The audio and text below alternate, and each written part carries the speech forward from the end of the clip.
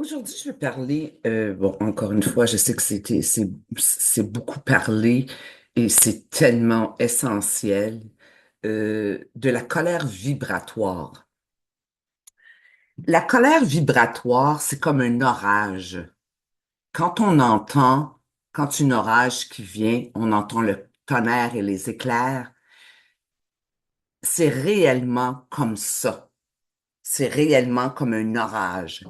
C'est puissant, c'est présent et c'est nécessaire afin de dégager, d'intégrer, d'établir notre autorité.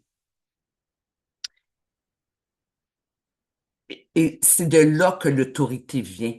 L'autorité vient de cette colère c'est même pas qu'on se permet, c'est que ça se passe tellement dans un instantané, c'est réellement, je reviens au tonnerre et l'éclair, c'est instantané. C'est comme cette grande électricité pour remettre quelque chose à sa place. C'est de, c'est de défaire pour reconstruire quelque chose.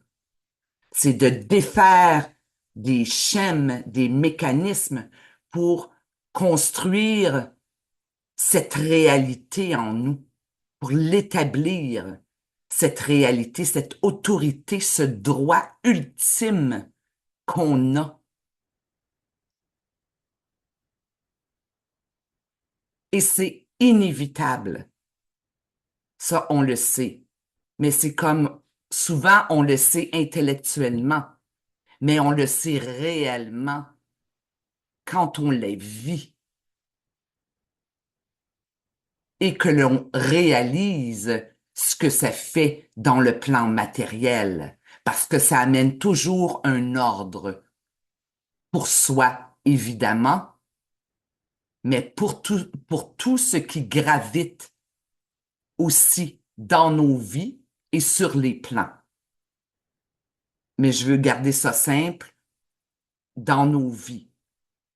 Ça a un impact direct. Alors, mais qu'est-ce qui fait qu'on s'empêche de? C'est toutes sortes de censures.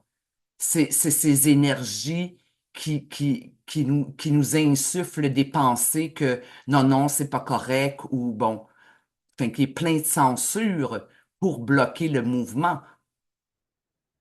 Alors, c'est tellement important de saisir que ce mouvement, éventuellement, ne peut pas être bloqué, tout comme l'orage. L'orage ne peut pas s'arrêter. Elle doit se passer.